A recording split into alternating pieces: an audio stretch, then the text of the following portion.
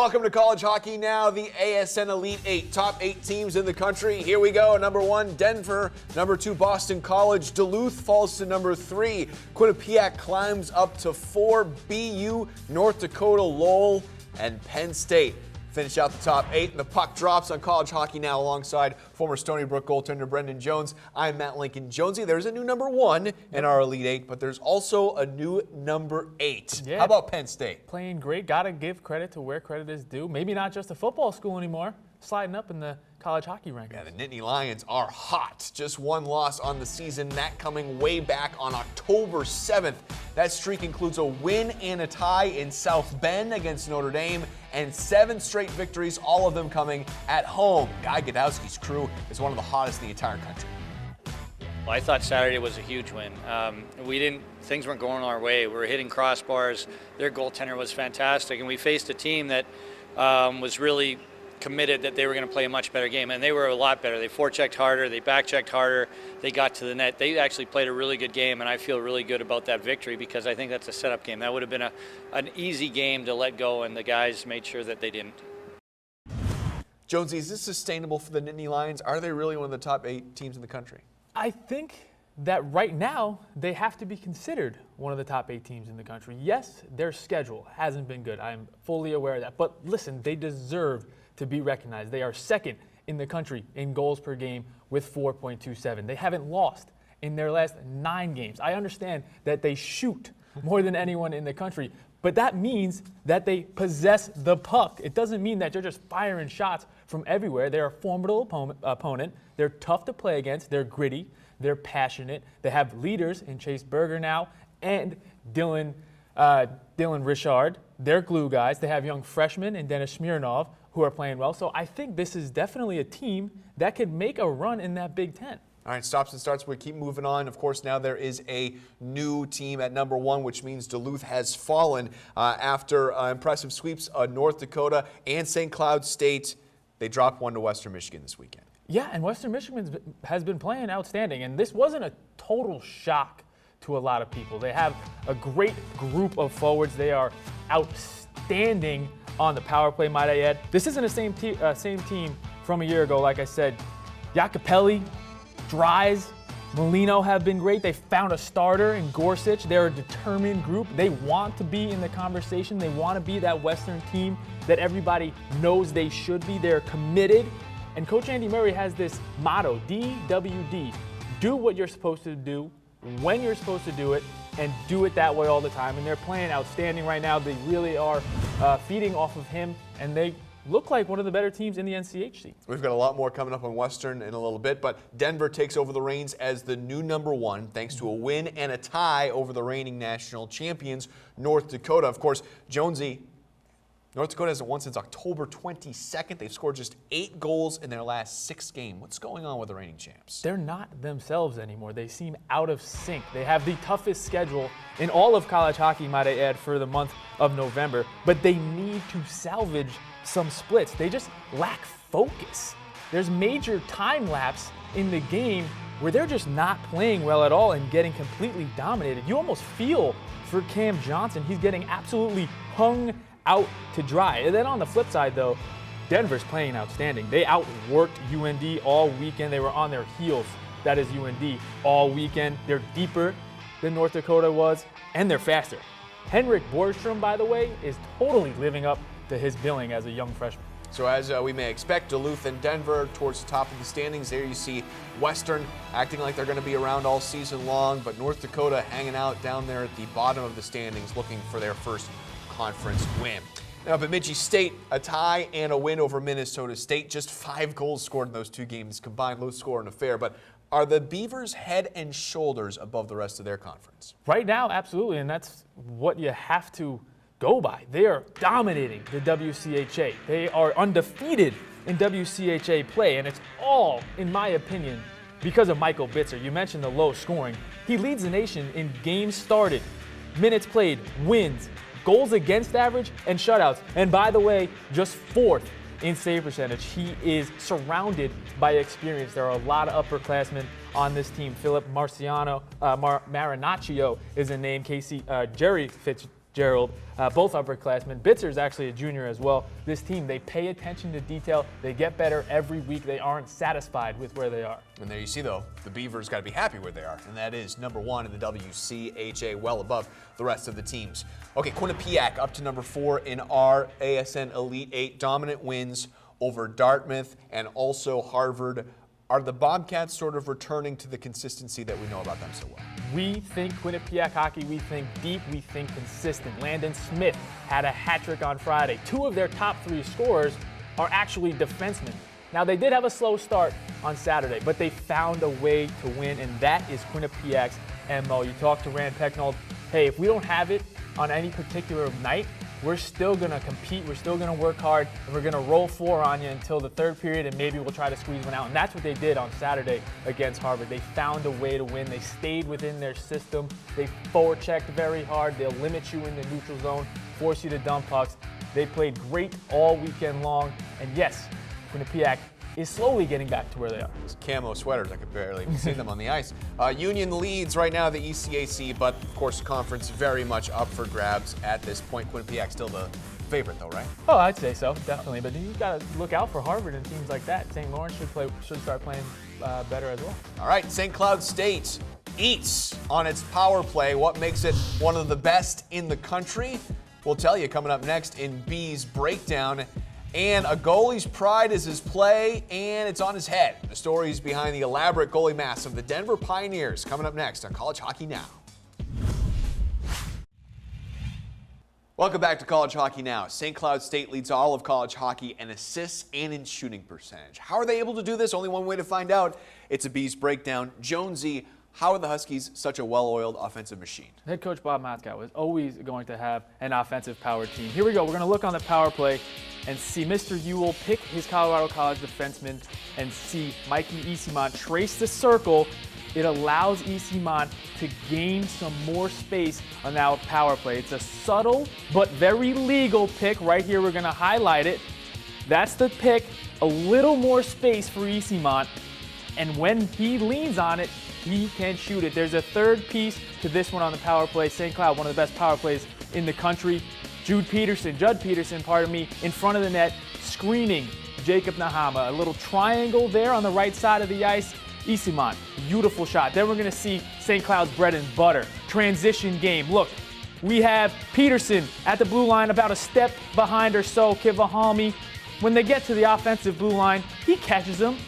Pure quickness. Back check? Yeah, man, no back check there. That's a problem for Colorado College. We're going to highlight some more St. Cloud stuff here. Here we go. Transition offense. Kivahalmi probably shouldn't have left his feet right there, but one thing St. Cloud loves to do is get their D involved, and guess who buries that one? A defenseman in Jimmy Schultz. We'll look at it one more time. Absolutely no shot for Nahama, no back check like you mentioned. St. Cloud loves to get off in transition. All right, Jonesy, thanks. Goalies have a special connection to their equipment, maybe because they need so much of it. And with the #1 team in the country, Denver, they can be very particular about how they protect their face. The goalie mask for a long time has been looked at as an image of toughness in the sport of hockey, but it can be also viewed as an outlet for creativity. Every year, the Denver men's hockey goalies have the chance to make their presence known not only by their play between the posts, but also with the graphics they choose to display on the front of their masks. It's really fun. You get to be a little more creative, show your creative side. I personally love printing out the sheets of the helmets, and I go and I find some characters and draw out a whole sketch and use color pencils and everything. And this is my best helmet, I think, this year. He did a really good job. Obviously, you want to represent the school well, and then from there, you want to put your own little personal flair on it and have a little style, a little bit of fear in the other team's eyes as they skate by, or maybe even distract them a little bit with something kind of funny. And for some, like starter Tanner Gillette, it is all about letting the artists work their magic while adding just a few personal touches. I got the school crest, I got DU, Bible verse, cross, my name. Basically had a couple things I wanted on there for sure, and then I basically just told the artist to be creative and do whatever you want to do. I mean, I'm not a very creative guy, so I usually let them do what they're good at. So. After the whole process is complete and the helmets have been delivered and shined to perfection, the talk begins about who's turned out the best. This year, only one Pioneer goalie was willing to claim that title. I guess everyone kind of picks stuff that's unique to themselves. Not like we're keeping score or anything, but tough to go for the other guys. Everyone likes mine the most. It's whatever. Still, these Pioneer goalies know the creativity that counts the most remains with how they perform in goal to stop the shot from any opponent.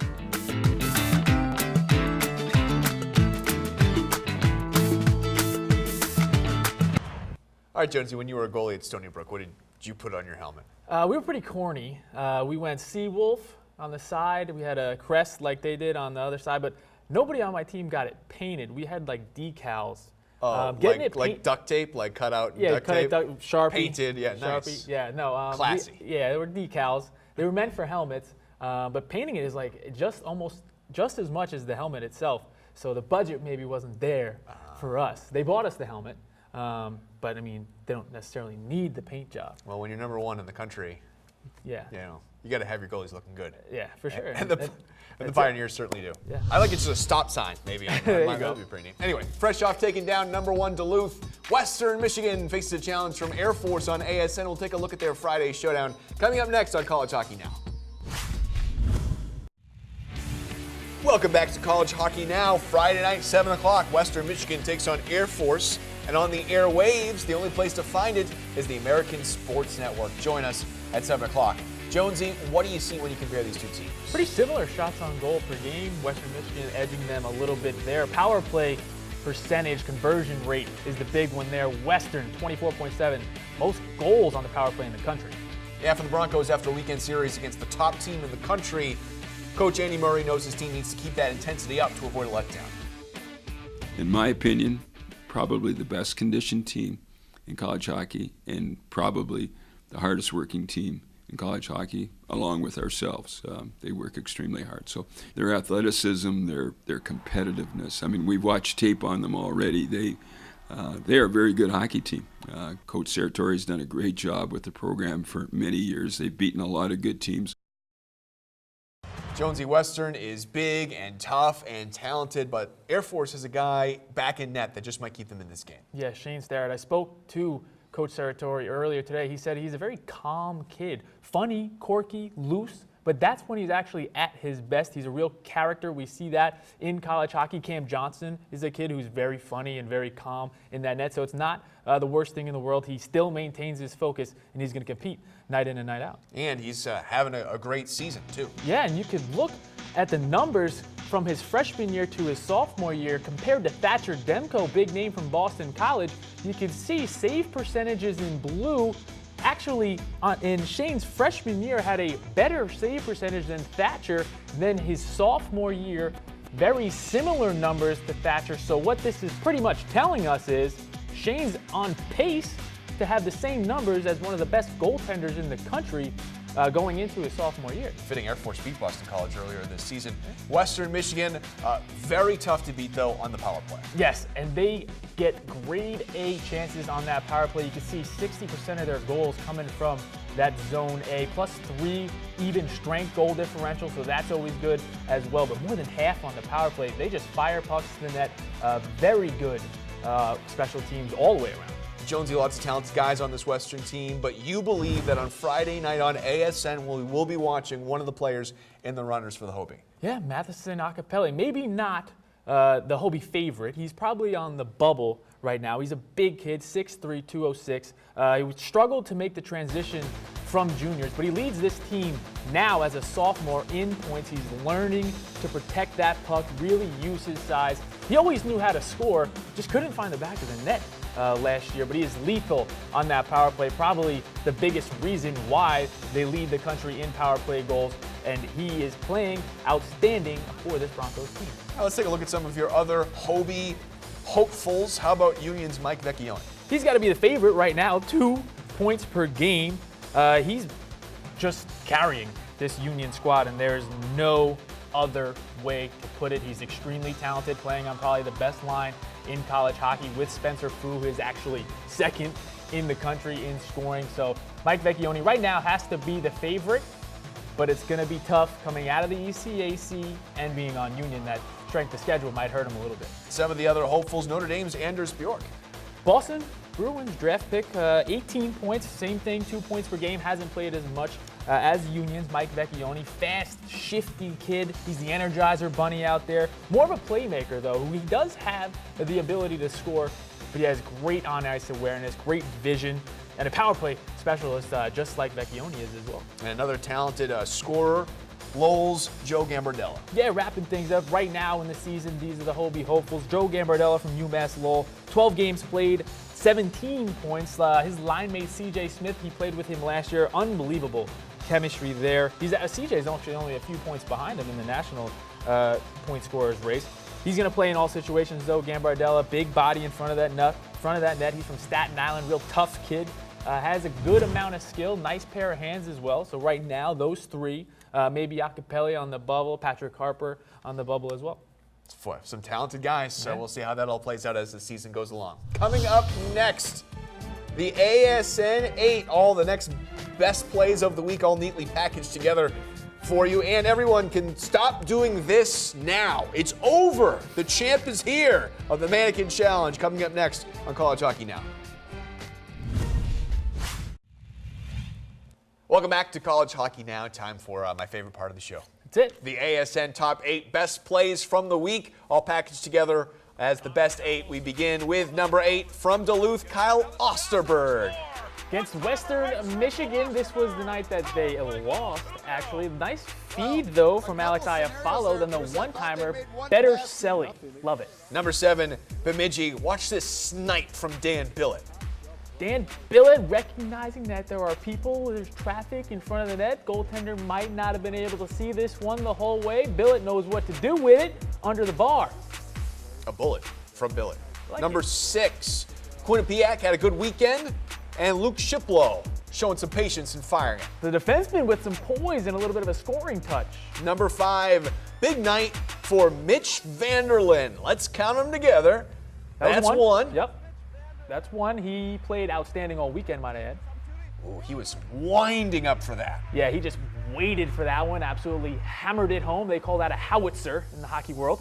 That's 2, and now that is 3 as the goal gets dislodged, a hat trick. This is actually the easiest one of the night. That one's just sitting there nice and pretty on the doorstep. Just has to lift that one past Patrick Spano, Yale's goaltender, certainly does. Finishes the night up with a hat trick. Yeah, face full of ice and all that stuff. That's great. Number 4, a pair of Anthony Lewis plays. Just made that defenseman fall. Then the beautiful feed to Josh Melnick. Are you kidding me? Who quickly gets rid of that one and throws it upstairs. Spinorama.